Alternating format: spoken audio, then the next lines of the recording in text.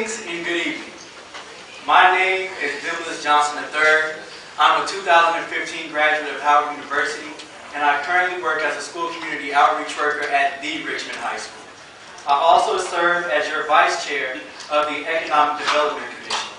I was also recently endorsed as the second-ranked choice along with another applicant by SEIU's Local 1021. I was born in 1992 at Brookside Hospital. I grew up playing with my siblings and cousins at the Nevin Center and eating LaPro's pork and potatoes in the Iron Triangle. As a fourth-generation Richmond resident, my childhood was filled with stories of my great-grandparents' migration from the South to Richmond seeking refuge and economic opportunity. As a single mother, my mother, Carmel, taught me this legacy of tireless work ethic. She taught me through education and determination I can be whatever I choose to be, and to always dream big. I want all the people of Richmond to carry that same sense of hope and opportunity. For my family, Richmond has been that beacon of promise and possibility. The 2017 Richmond looks very different from the times of the Kaiser Shipyard in my birth in '92. Arguably, the entire city has undergone some of its most rapid change in history due to the tech boom, financial crisis, and housing crisis of the past decade.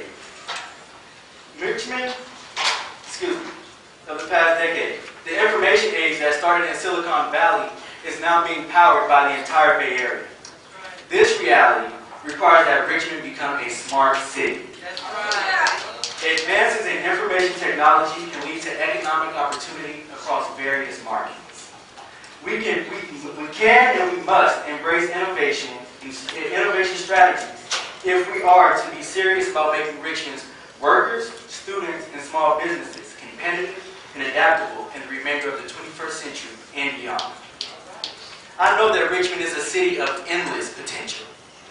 Thousands of families, including my own, moved here from across the country and across the world to work and live together thanks to the economic opportunity the shipyards and adjacent industries offer during their day. While the times have changed drastically, the lessons and legacies of that time period ring ever true. Richmond is best when we sincerely embrace people of all backgrounds and create economic opportunity for ourselves. Today, this means making Richmond as self-sustaining as possible.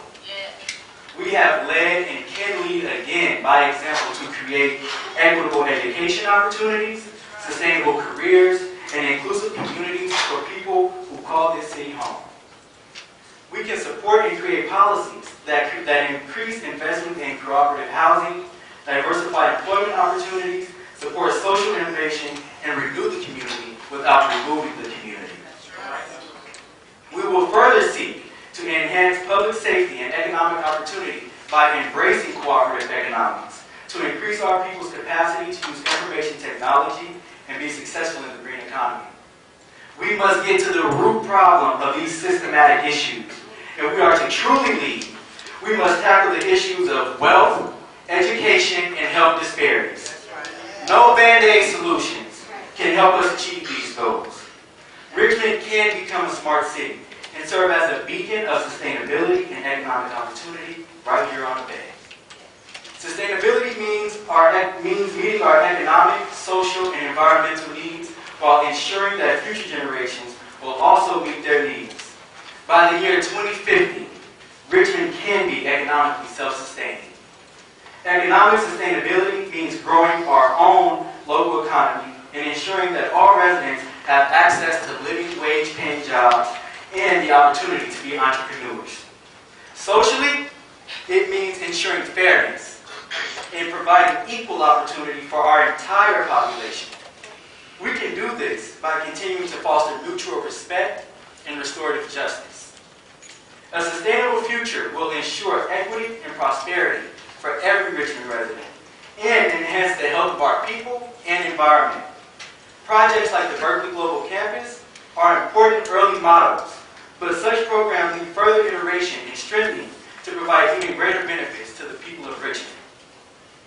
The people and the City Council of Richmond must make a fundamental decision.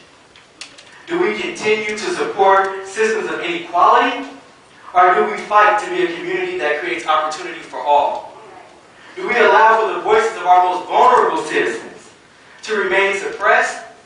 Or do we engage in a sincere and equitable community building that celebrates and enhances our diversity and history? These are the most important questions of our times. And how we answer them will determine the future of our city. I believe that the people of Richmond and the city council members who represent them share my common sense approach and are just as excited to tackle these challenges before us. Richmond is my home. There is no place like it in the entire world. And I will fight on behalf of this people until the day I die. So vote for me, Demnlus Johnson III, to continue to serve the people in the city I love through this appointment to City Council. Thank you. May God bless you, and may God bless the one people, and the one city, and the one future of Richmond, California.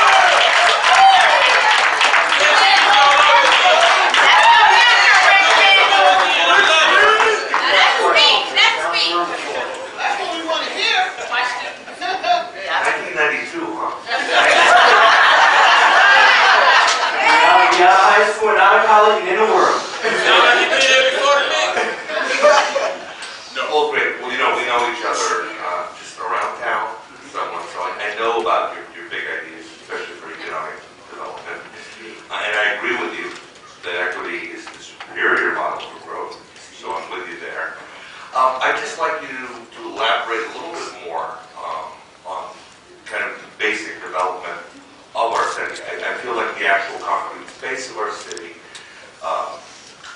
there's a lot of room for smart development.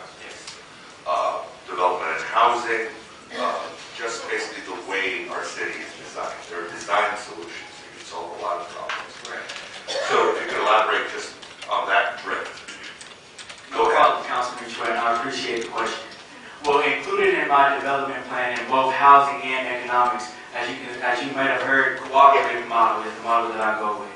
Organizing our community members to take advantage of these new opportunities that are growing in our city is one of the ways that I think we can be at the forefront of economic development and housing development. You know, just very basically, freestyle on density. Well, currently Richmond actually has a lot of dense landscape that can be used to develop our city in a manner that puts us at the forefront of the tech boom and what's going on in the Bay Area at large. So I really do feel as though excuse me, you asked me to freestyle. That was a bit. I appreciate that doozy, man. But nonetheless, I do feel as though we can take some proper approaches to making sure that development takes place in a very responsible and respectful manner. Thank you. Thank you. Right. He's scared of nothing. Born and raised in Richmond. Just don't bring him out like that, huh? Right from here. Working the job. No, I do appreciate everything you had to say, but when you were mentioning all the things about, more development, getting ahead of the tech boom, and trying to come up with economically smart development so we can't get more jobs, one of the things that popped in my head as you were saying that was that hasn't necessarily been a problem for like San Francisco. We can start to see it into Oakland, which is part of the reason why gentrification displacement has been traumatizing the Bay Area, pushing people further and further out. So what is your idea on how we target displacement? Well, that's an excellent question as well. And as I mentioned, the cooperative housing model, I feel, will be an excellent way to prevent the removal from happening. I really feel as though if we get our community members invested in what's going on right now, they will be able to afford the cost of living as it rises. And then also, if we can aggressively seek out more living wage paying jobs, then our citizens will also be able to do more with the rising cost of living. I really was with SEIU for the Fight for 15 and with yourself as well, but I always say we need more than $15. Now, $15 is great, but we need to make sure that we're bringing in businesses and creating opportunities for our citizens where they can earn more money and afford the cost of living and actually take place and actually participate in what's taking place. I love that you graduated from an HBCU.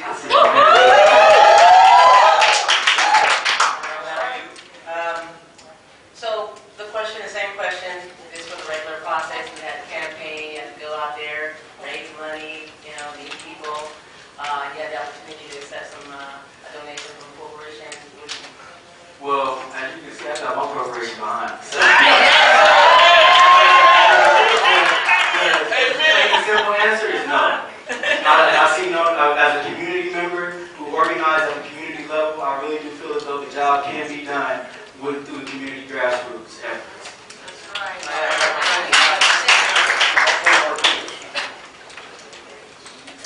Yes, I actually have no questions because I've already had a great discussion with you, but I will ask a question anyway because I believe that some of the conversation that we had should be shared with the audience so they understand who you are and what kind of vision that you have. I will say that in our conversation, I was really taken with your holistic vision of what Richmond can become. I was also taken by the fact that you are Richmond. And you are Richmond 100% in 100% different ways. And you have the youth that we need to take the mantle of the city council.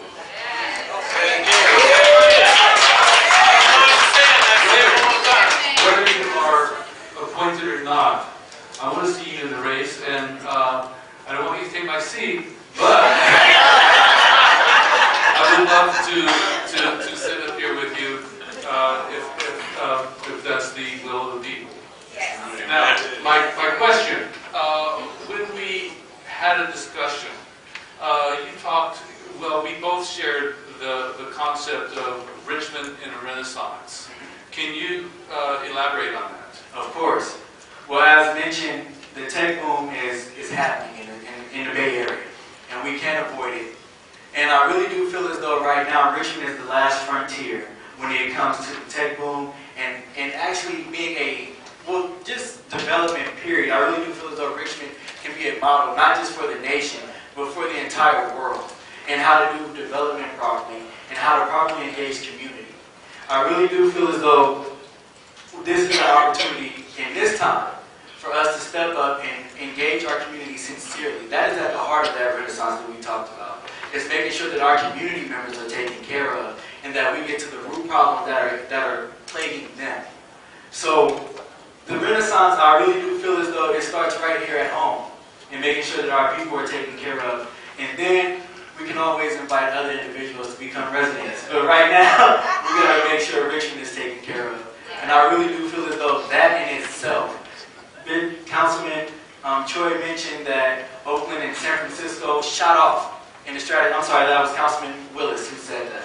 And they said that they shot off. And part of that is one of the reasons is because they didn't care to engage their community. They were only worried about making a quick buck. For me, the community is made up of my family, my friends, individuals that I've grown up with my entire life. So therefore, we have to make sure that they're taken care of, and not our pockets. All right. So, I know you work at Richmond High, and you mentioned education issues, and I just wanted to get a little more specifics from you in terms of what your ideas are. I've gotten criticized in the past for focusing too much on issues like education. They say, focus on, seats. I wonder what your ideas are in terms of how you would use this seat to advance an aggressive agenda to get a better education for our children. That's an excellent question, Councilman Meyer. And actually, right now, I'm working with our woodshop teacher, Mr. Milam, on getting our students in woodshop. When they take the final, they'll actually be taking the union test to enter into the union. And what that does is create a pipeline into our union. And if I was to be appointed to the council, I would use relationships